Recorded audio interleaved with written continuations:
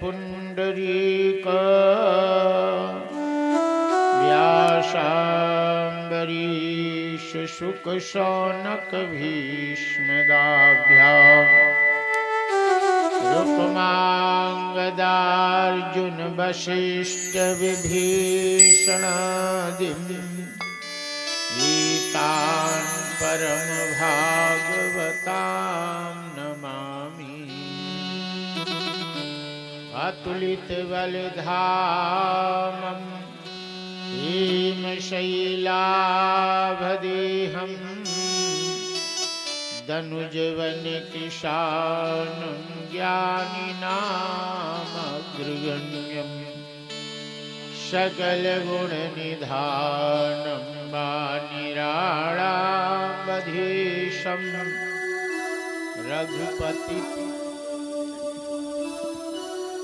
रघुपति प्रिय भक्तं वातजातं नमामि।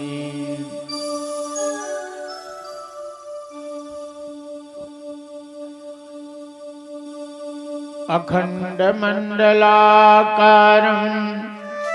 व्याप्तं येन चराचरं यत्पदं दर्शितं येन तस्मै श्रीगुरुवे नमः। अतुलितबलधामं हेमशैलाभदेहं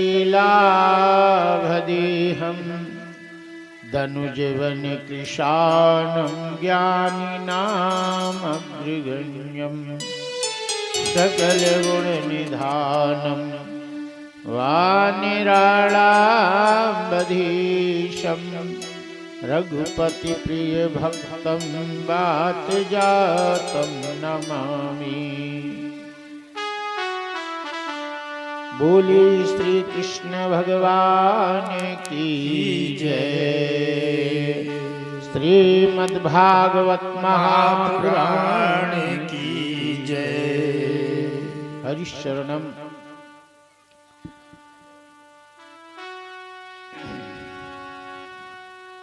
कल श्रीमद्भागवत की कथा में व्यास जी का प्राकट्य हो चुका, राजा परीक्षित जी का प्राकट्य होना है। कल श्रीमद्भागवत के महात्मा भक्ति ज्ञान वैराग्य गोकर्ण धुंधकारी श्री गोकर्ण जी के द्वारा श्रीमद्भागवत का प्रतिपादन हुआ और धुंधकारी जी की सद्गति प्राप्त हुई। अब आगे की कथा आप लोग सुनेंगे। सभी लोग बड़े प्रेम से भजन करेंगे, सभी लोग बोलेंगे सीताराम वंदना राधे श्याम वंदना, सीताराम वंदना राधे श्याम वंदना, ओ सीताराम वंदना राधे श्याम वंदना, ये श्याम वंदना सीताराम वंदना, सीताराम वंदना सीताराम वंदना, अंजना के नंदना की बार बार वंदना, अंजना के नंदना की बार बार वंदना, अंजना के नंदना की बार बार वंदना, अंजना के नंदना की बार बार वंदना, ओ सीताराम वंदना राधे श्याम वंदना, सीताराम वंदना राधे श्याम वंदना, अंजना के नंदना की बार बार वंदना,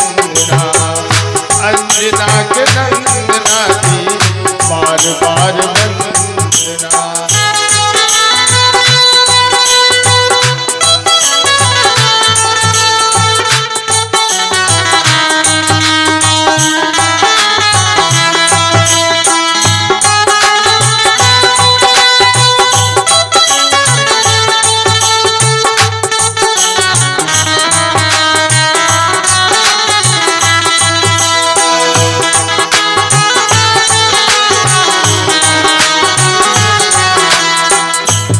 राम जी की वंदना लक्ष्मण जी की वंदना। ओ राम जी की वंदना और लक्ष्मण जी की वंदना।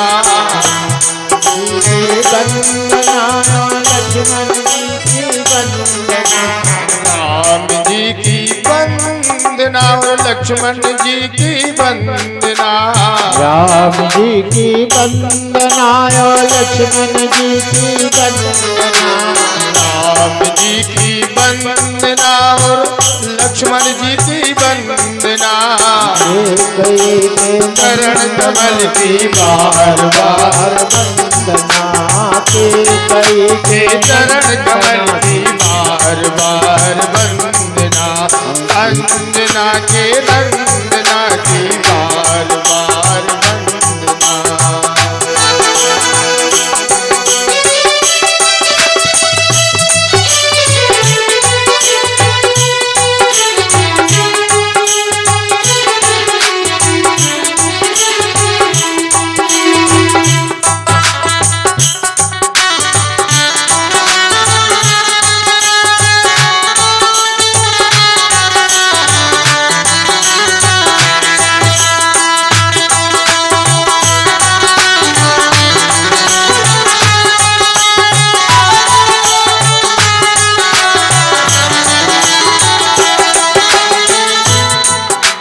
व्यास जी की वंदना सुखदेव जी की वंदना।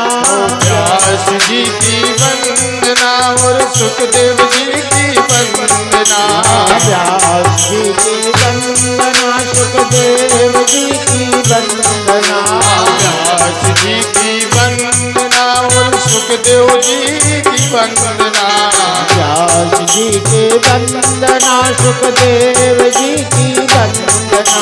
व्यास जी की वंदना और सुखदेव जी की वंदना।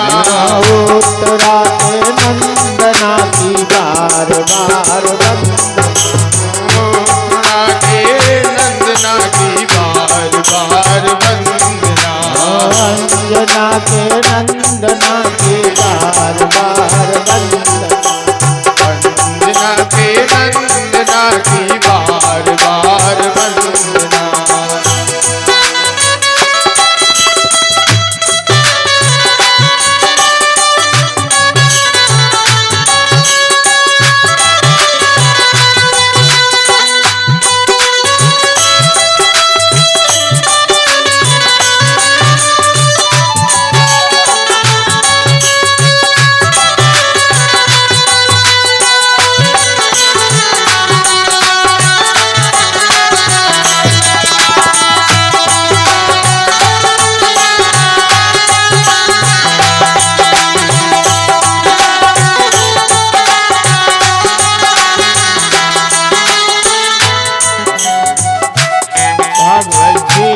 वंदना श्री रामायण की वंदना। भगवत जी की वंदना श्री रामायण की वंदना। भगवत जी की वंदना श्री रामायण की वंदना। भगवत जी की वंदना श्री रामायण की वंदना। तुलसी के है नंदना की बार बार वंदना। अंजना के नंदना की बार बार वंदना। अंजना के नंदना की बार बार वंदना। अंजना के नंदना की बार बार वंदना। सीताराम वंदना राधे श्याम वंदना। सीताराम वंदना और राधे श्याम वंदना। अंजना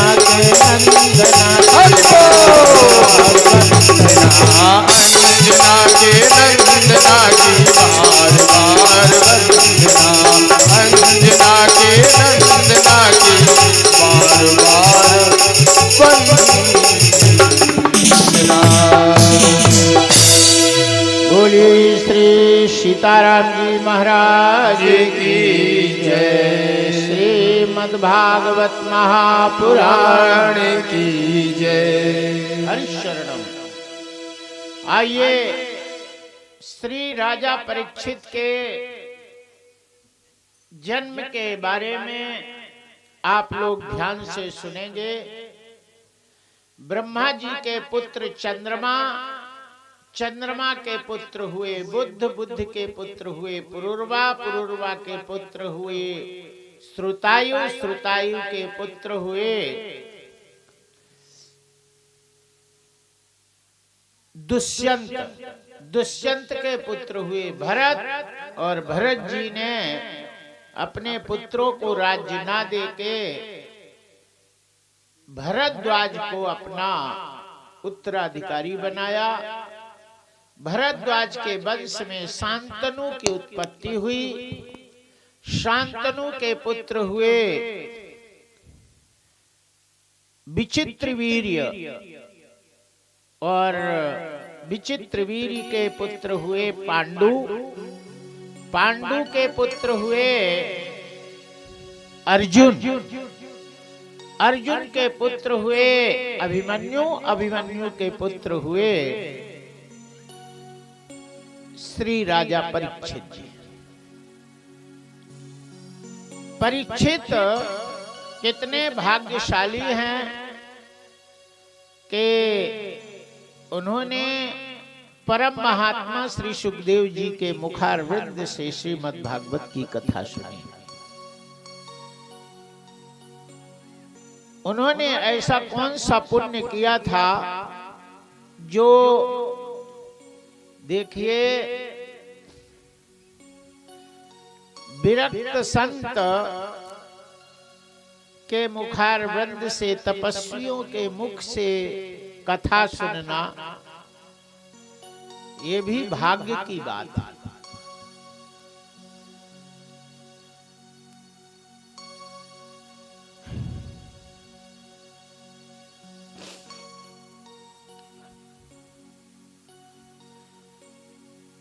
श्री सुखदेव जी महाराज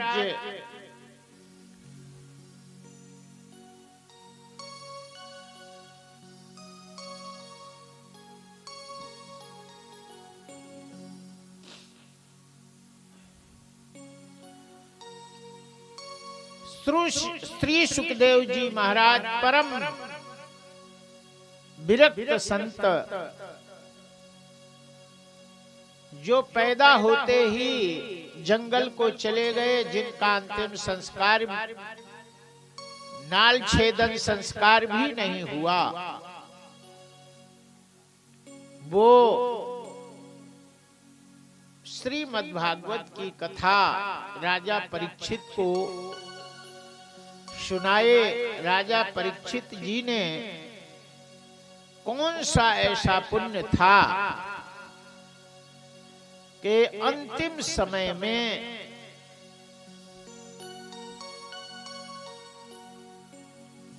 श्रीमद्भागवत की कथा सुन करके उन्होंने अपना जीवन कृतार्थ किया। तब श्री सूत जी महाराज शौनकाद ऋषियों से कहते हैं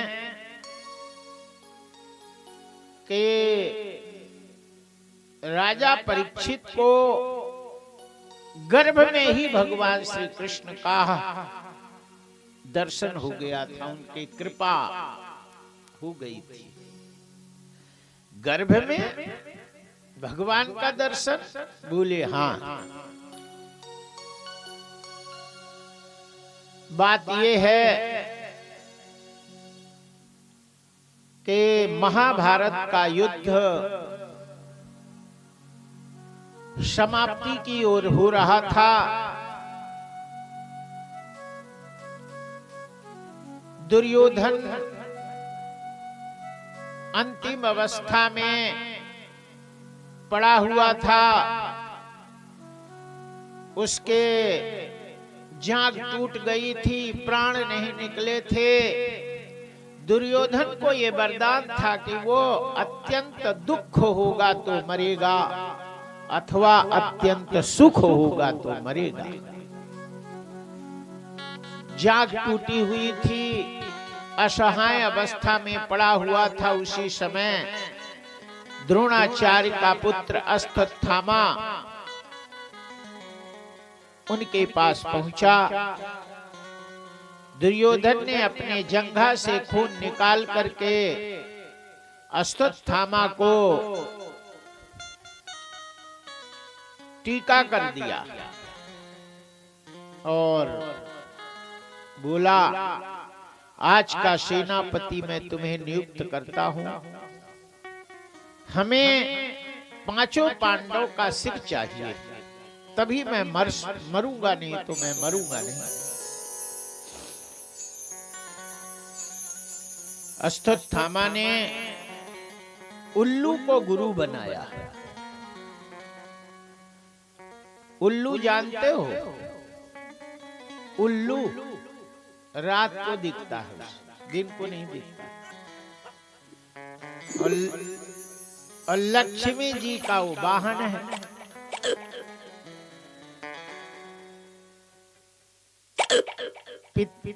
पिताजी का वाहन गरुड़ और माता जी का वाहन उल्लू। ये उल्लू कई भाषा बोल लेता है, मनुष्य की, बालकों की, रोने की, कई प्रकार की भाषा जानता है। ये 2.5 किलो का से ऊपर का उल्लू हो तो तांत्रिक लोग यदि मिल जाए तो उससे बहुत हर उसके अंग काम के होते और वही बताता है। उससे पूछो कि तेरे आंख का क्या काम है, तेरे इसका क्या काम है, तो वो अपने पूरे अंगों का स्वयं वर्णन करेगा। लेकिन इतना ध्यान रहे कि बस नहीं कह दे, बस किया कि वो मार डालता। बस कहने के पहले ही वो तांत्रिक लोग उसकी गर्दन मड़ोड़ देते, उसके अंगों का उपयोग कर लेते।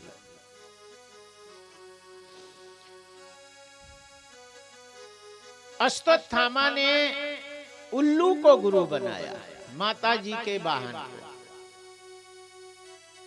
एक बार बैठक हुई राजा चुनने की। अब सरपंची का चुनाव आ रहा, गांव का राजा को बनेगा उसका चुनाव होता। ऐसे प्रधानमंत्री कौन बनेगा उसका चुनाव होता, राष्ट्रपति कौन बनेगा उसका चुनाव होता।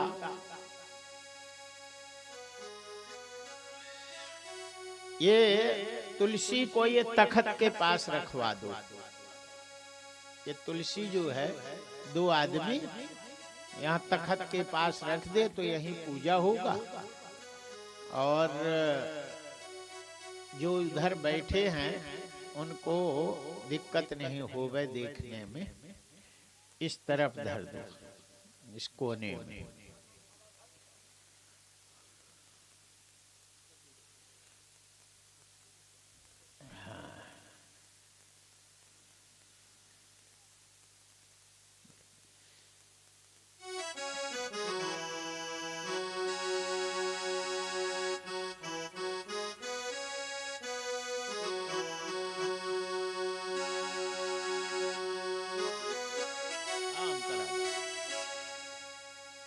बोलिए बाके बिहारी लाल की जय।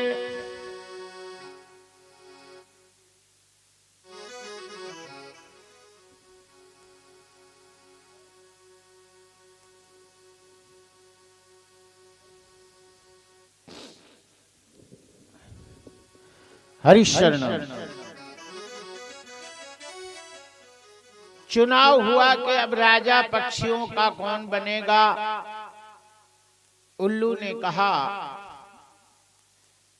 देखो पिता के वाहन को तो तुम लोग कई बार बनाए, हमें भी बना दो। हम माता जी के वाहन, लक्ष्मी जी का वाहन, लक्ष्मी जी से सब काम है, हमें भी एक आध बार मौका दे दो। पक्षियों ने कहा हाँ भाई पिताजी के वाहन को गरुड़ जी को बहुत दिन बनाए पक्षी का राजा, इस बार उल्लू को भी बना दिया जाए। सबने सर्वसम्मति से उल्लू को राजा बनाने के लिए सहमति करी। बोले भैया हम लोगों के मंत्री साहब तो आए नहीं, कौआ सब पक्षियों का मंत्री रहता है, सब कांव कांव करके सबको बताया करता है समाचार। बोले मंत्री साहब तो आए ही नहीं, उनका भी हस्ताक्षर हो जाए। मंत्री साहब कौआ साहब आए, बोले क्या बात है? बोले कि इस बार राजा हम उल्लू को बनाई देते। कौआ ने कहा देखो हम लोग दिन के जगते हैं और राजा साहब रात को जगते हैं, और दिन का हम लोगों का काम ही नहीं है, रात का काम ही नहीं है, सोने का काम है, और ये रात को जगेंगे तो हम लोगों के बच्चे और खा जाएंगे, इसलिए इनको राजा नहीं बनाओ। दिन के दिखते ही नहीं है, जिस राजा को दिन के ना दिखे वो राजा क्या करेगा, राज्य क्या करेगा। अपने तो गरुड़ ही अच्छे राजा हैं, सभी ने मत पलट दिया और गरुड़ को ही राजा बना दिया गया। उल्लू कौआ से चिढ़ गया, और वो कौआ को जितना नुकसान उल्लू पहुंचाता है कौआ के बच्चे को जरूर खाता है, इसलिए कौआ अपना घोंसला ऐसी जगह बनाता है कि उल्लू के पहुंच के परे रहे।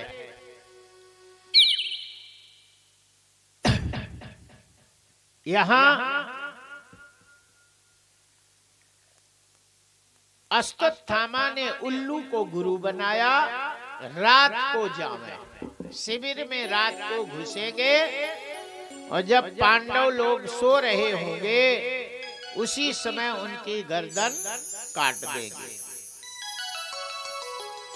जाको राखा साइया मार सके नहीं कोई, बाल न बाका कर सके जो जग बैरी होए। जिसका रक्षक भगवान श्री कृष्ण है उसका कोई नहीं बिगाड़ सकता। उन्होंने अश्वत्थामा विचार बनाया, रात को जाएंगे। भगवान श्री कृष्ण ने कहा हम लोग युद्ध जीत चुके हैं, आज जटाशंकर के यहाँ रात्रि जागरण करेंगे। पहाड़ में जटाशंकर थे, बोले वहीं पे हम जटाशंकर के यहाँ रहेंगे। ऐसा कह पांचों पांडवों को लेकर के कृष्ण भगवान चले गए। ये बात किसी को पता नहीं थी। कृष्ण भगवान बिना बताए किसी को पांचों पांडवों को लेकर के शाम के 8 बजे जटाशंकर चले गए। अब शिविर में सैनिक लोग थे।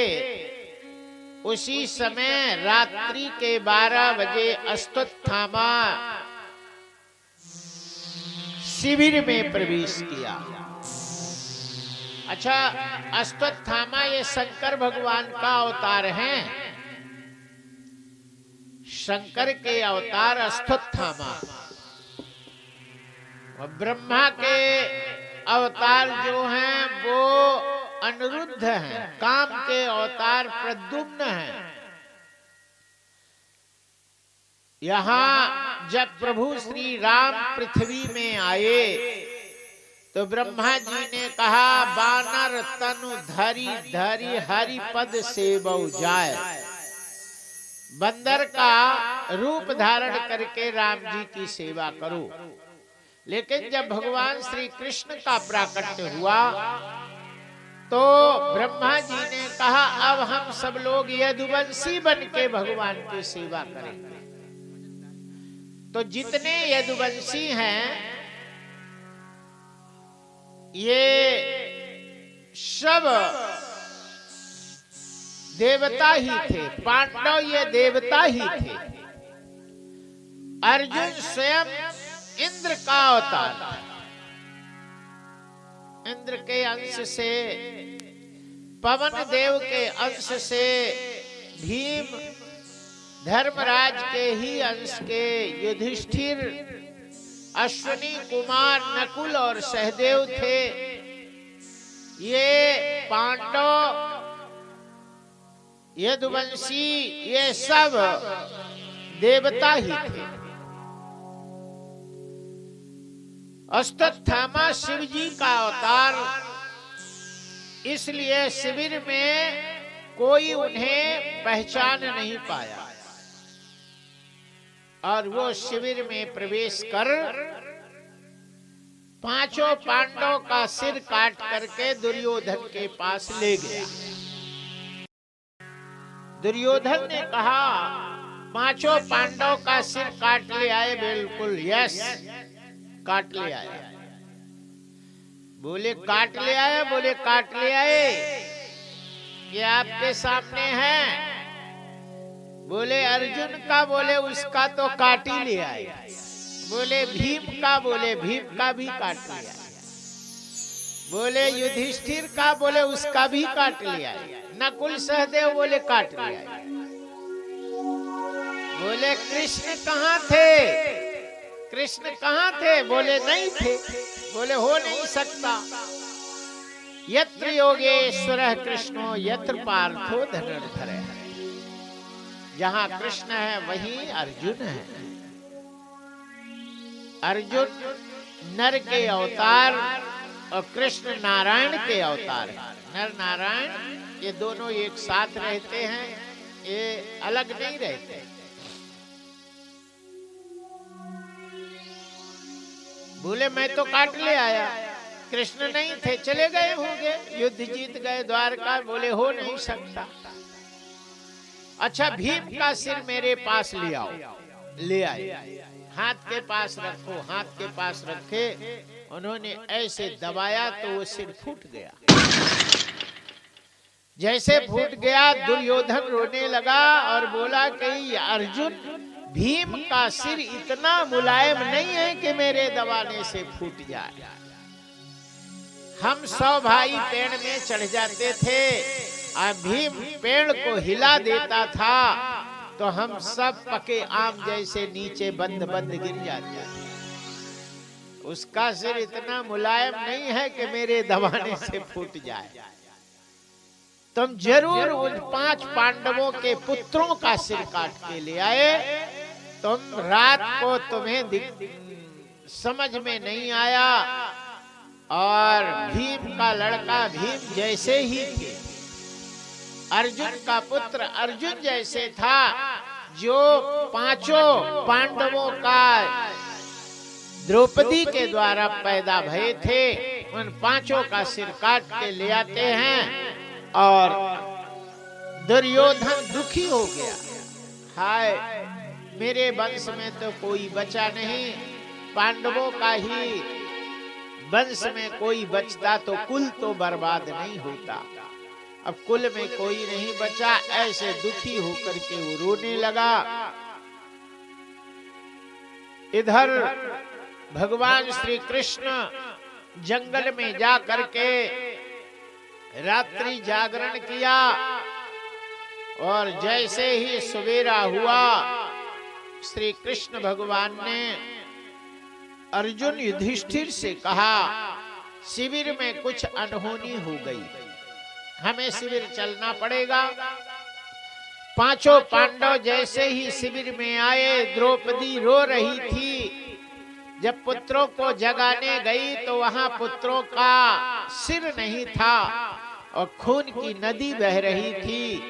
एक माँ के सामने 5-5 पुत्रों का वध हो जाए और जिसके गोद में एक भी पुत्र ना बचे, उस माँ के दिल को देखो क्या हाल होता है। द्रौपदी रोने लगी, सिर पीट पीट के, हाय मेरे पुत्र, अब तुम्हारे बिना मैं कैसे रहूंगी। ऐसे रो रही थी, सिर पीट रही थी, सिर जमीन पर पटक रही थी, छाती पीट रही थी। हाय विधाता, तुमने क्या किया मेरे पुत्रों को। उसी समय पांचों पांडव आ गए। भीम ने कहा, द्रौपदी तुम रो नहीं, पुत्र को मारने वाले की छाती मैं चीर डालूंगा, उसका खून पी जाऊंगा।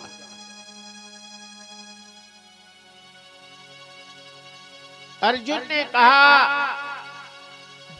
मैं उसकी अपने बाणों से उसका सिर काट दूंगा। पांचों पांडवों ने प्रतिज्ञा करी कि मारने वाले को मैं छोड़ूंगा नहीं। उसी समय भगवान श्री कृष्ण ने कहा, अब अपने अपने कहने की बात नहीं है, करने की बात है। मनुष्य को कार्य करना चाहिए, कहना नहीं चाहिए कि मैं ये करूंगा, करके बताओ। अर्जुन ने कहा, हमें उस अताताई के पास ले चलिए जिनने सोते हुए मेरे पुत्र का वध किया है। भगवान श्री कृष्ण अश्वत्थामा के पास ले जाकर के खड़ा कर दिए। अश्वत्थामा समझ गया, अब मेरा जीना मुश्किल हो जाएगा, इसलिए उन्होंने अपनी सुरक्षा के लिए ब्रह्मास्त्र का संधान किया। जाओ पांडवों का विनाश कर दो। ब्रह्मास्त्र छोड़ा, वो ब्रह्मास्त्र पांडवों के तरफ चला। भगवान श्री कृष्ण पांडवों की रक्षा करी, लेकिन वो ब्रह्मास्त्र पांडवों के विनाश के लिए छोड़ा गया था, कुल का नाश करने को छोड़ा गया था। वो ब्रह्मास्त्र उत्तरा के गर्भ में पल रहे पुत्र पर जाकर के लगा। इधर अश्वत्थामा को बांध करके रथ में खींचते हुए द्रौपदी के पास लाया गया। द्रौपदी रो रही थी, और जब देखा कि अश्वत्थामा सामने है, तब द्रौपदी ने कहा, इसको छोड़ दो, इसे मत मारो। हम एक बात आप लोगों को बताना चाहेंगे, विशेषकर माताओं को। भगवान के परम प्रिय कौन है? महाभारत में सबसे प्रिय पात्र कौन है?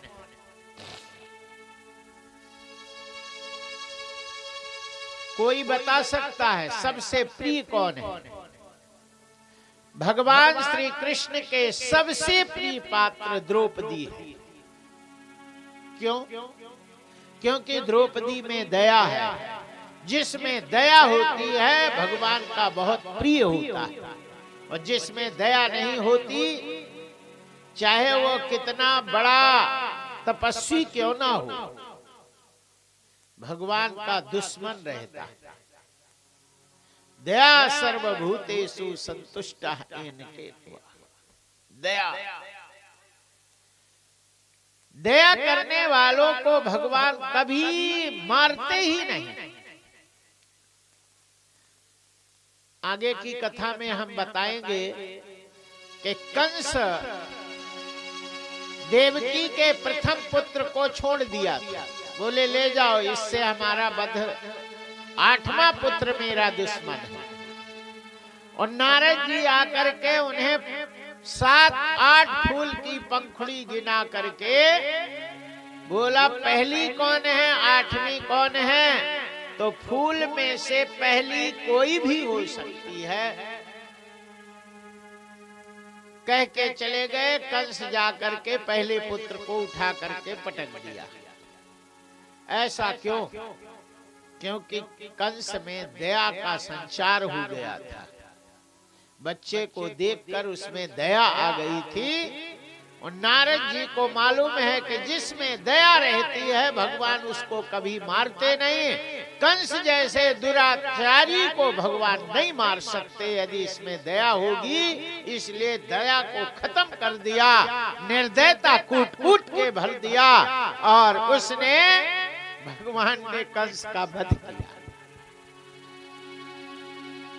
इसलिए सबसे बड़ी पूजा है हर जीवों पर दया करना चाहिए, निर्दय नहीं बनना चाहिए।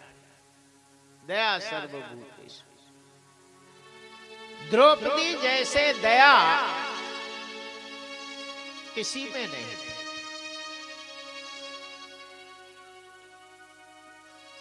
तो बताइए, द्रौपदी में दया थी तो ये महाभारत किसने कराया? महाभारत का मूल स्रोत द्रौपदी ही थी। द्रौपदी यदि नहीं चाहती तो युद्ध नहीं होता। और घरों में महाभारत का मुख्य, घरों में जो महाभारत होता है और मुख्य भूमिका माताओं की ही कृपा रहती है, तब घर में महाभारत होता है। यदि माताएं चाहें तो घर में झगड़ा हो ही नहीं सकता। भाई भाई में लड़ावे माताएं, हिस्सा बांट कर आए माताएं, लठ बजवाए माताएं, झगड़ा करवाए माताएं। माताएं चाहें तो झगड़ा हो ही नहीं सकता।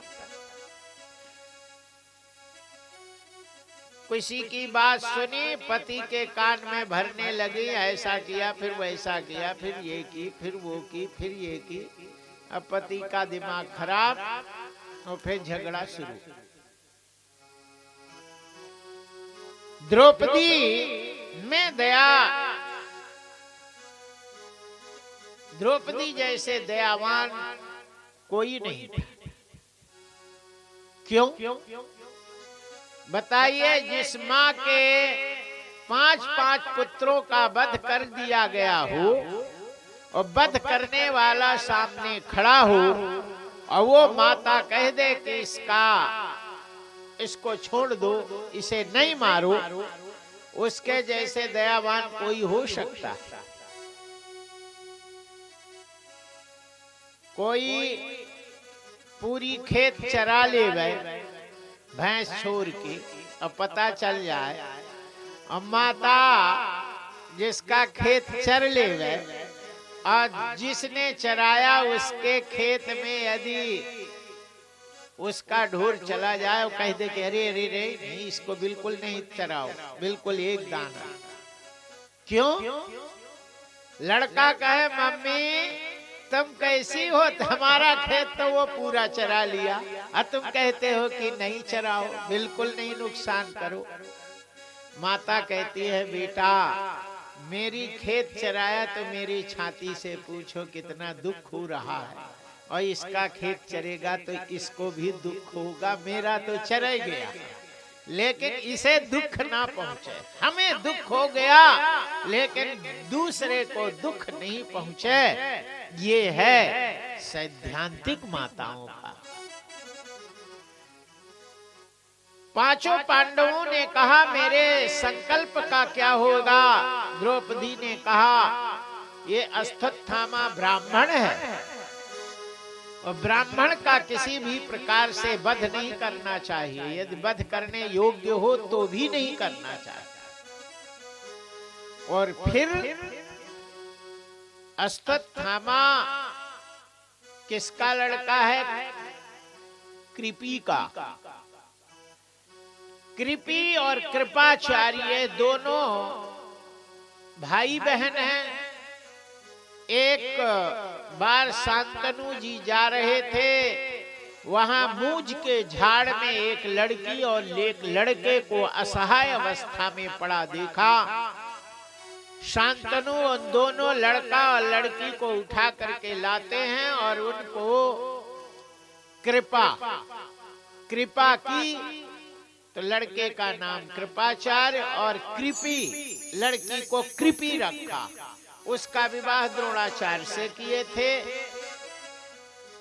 द्रौपदी कहती है कि ये ब्राह्मण हमारे पूर्वजों के पलित हैं और हमारे तो आप लोग हैं, पति हैं, लेकिन उसके पति को तुम लोगों ने गुरु द्रोणाचार्य का वध कर दिया, केवल पुत्र ही है। हमारे 5 पुत्रों का वध हुआ, हम कितने दुखी हैं। ऐसे हम अब दुख को बढ़ाना नहीं चाहते, एक दूसरी माँ को दुख नहीं देना चाहते। हमें जो दुख हुआ वो तो हम भोगेंगे। यदि इसके वध के बाद मेरे पुत्र जीवित हो जाए तो मार दो, लेकिन ये ऐसा होगा नहीं। तब कृष्ण भगवान ने कहा कि ब्राह्मण का वध नहीं करना चाहिए, अताताई को कभी छोड़ना नहीं चाहिए।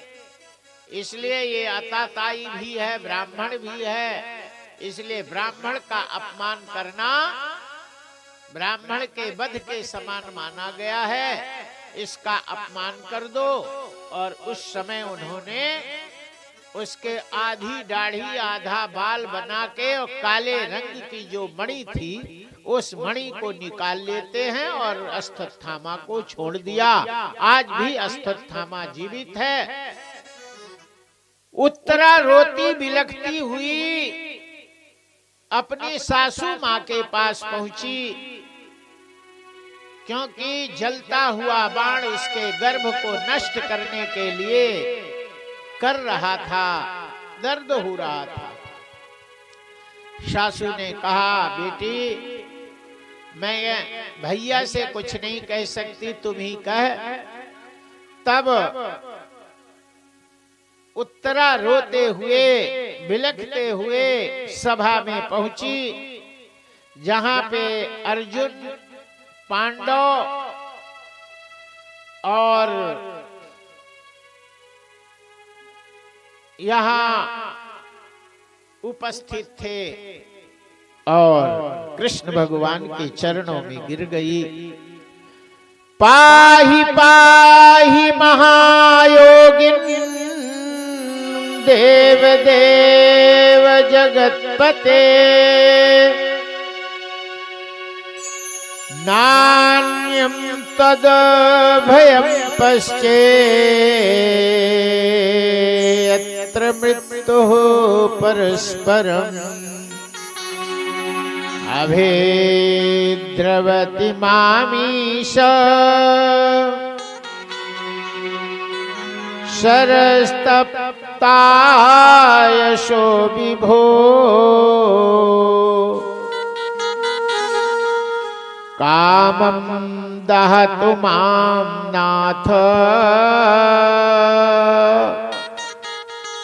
मामी गर्भो निपात्यताम्। ऐ प्रभु, ये बाण मेरे गर्भ को नष्ट करने के लिए तत्पर है। आप सर्वशक्तिमान हैं, आप मेरे गर्भ को नष्ट ना हो, मैं नष्ट हो जाऊं तो हो जाऊं, क्योंकि पति के खत्म होने के बाद मैं पति के साथ सती नहीं हो पाई। इस पुत्र का मोह के कारण के बुढ़ापे में, अंत समय में ये मेरे जीवन का सहारा होगा,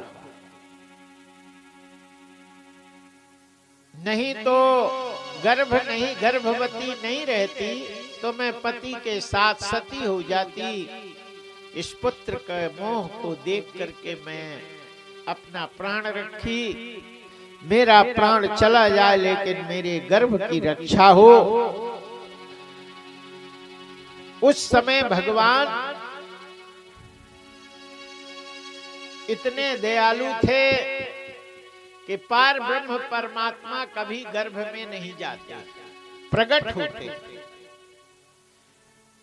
जब राम जी देव कौशल्या जैसे पवित्र माता के गर्भ में नहीं गए, प्रकट हुए।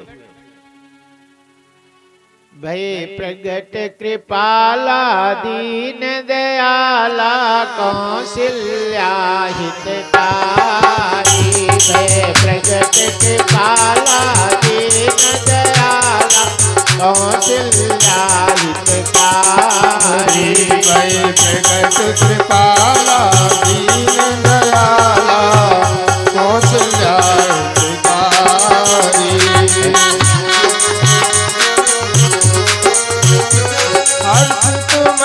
तारी मुनि मनहारी अद्भुत रूप निहारी। लोचन अभिरामा तन घन श्यामा निज आयुध भुज चारे। भूषण बन माला नयन विशाला शोभा सिंधु करारी। कह दोई कर जोरी अर्थ तोरी के बिन करो अनंता। माया गुण ज्ञाना पीत रमाना वेद पुराण बनंता। करुणा सुख सागर सब गुण आगर दीदा वैशुद्ध संता। रोम में लागी जन अनुरागी भय प्रगट श्रीकंता। ब्रह्मांड निकाया निर्मित माया रोम रोम प्रति वेद कहे। मन और शोभासी यह उपहासी सुरत धीर मत फिर न रहे। उपजा जब ज्ञाना प्रभु मुस्काना चरित बहुत विध कीन कहे। कई कथा दुहाई मात बुझाई जय प्रकार सुत प्रेम लहे। माता गुण बोली सो मत डोली सजौनाते आके जय शिकुलीलात प्रिय से लाय सुख परम अनुपा। सुन वचन सुजाना रोदन ठाना भय बालक सुरभूपा। चरित झुकावहि हरि पद पावहि तीन परहि मऊपा। जय चरित झुकावहि हरि पद पावहि तीन परहि मऊपा। विप्रधेनु सुर संत हित लीन मनुज अवतार। निज इच्छा निर्मित तनु श्री माया गुण गोपाल। बोलिए राजा रामचंद्र की जय। देखिए भय प्रगट कृपाला, भगवान प्रगट हुए। चार हाथ थे, भूषण बनमाला नयन विशाला शोभा सिंधु करारी। तब कौशल्या जी ने कहा हमें ऐसा लड़का थोड़ी चाहिए। बोले कैसे चाहिए? बोले छोटे बन जाओ और रो की जय शिशुलीला अतिशीला, छोटा बन जाओ। हमें इतना बड़ा लड़का नहीं चाहिए, छोटा चाहिए। सुनि बचन सुजाना रोदन ठाना हुए बालक सुरभूपा। भगवान सभी देवताओं के पार ब्रह्म परमात्मा छोटे बालक बन गए। देवकी के यहाँ जब भगवान प्रकट हुए थे तो चतुर्भुज रूप में प्रकट हुए थे। अब फिर छोटे बने, कभी गर्भ में नहीं गए। लेकिन आज उत्तरा को ब्रह्मास्त्र की रक्षा करने के लिए भगवान गर्भ में प्रवेश करते हैं। अंगूठे के रूप में अंगूठा के बरोबर रूप धारण करके गर्भ में प्रवेश किया और सुदर्शन चक्र से उस बाण की रक्षा करी, ब्रह्मास्त्र से रक्षा किया। अस प्रभु दीना बंधु हरि कारण रहित दयाल, तुलसीदास सिया राम भज छाणी कपट जंजाल। ऐसे भगवान कारण रहित हैं, अपने भगत की रक्षा करने के लिए भगवान क्या नहीं करते। गर्भ में प्रवेश करके भगवान ने सुदर्शन चक्र से उस ब्रह्मास्त्र की रक्षा करी। राजा परीक्षित गर्भ में दर्शन किया भगवान का, वो चमकीला चक्र घुमा घुमा के मेरे लोहे जैसे दहकता हुआ बाण से मेरे दुख को दूर किया। वो भगवान कहाँ है, उसका हम दर्शन करना चाहते हैं। ऐसी ललक पूरी जिंदगी में लगी रही, लेकिन अंत समय में उस भगवान श्री कृष्ण का उन्हें श्री सुखदेव जी महाराज के द्वारा श्रीमद् भागवत की कथा का दर्शन हुआ। कहते हैं कि भागवत की कथा जो सुनता है अच्छे से, उसके हृदय में भगवान नृत्य करते हैं, हृदय में दर्शन दे देते। जब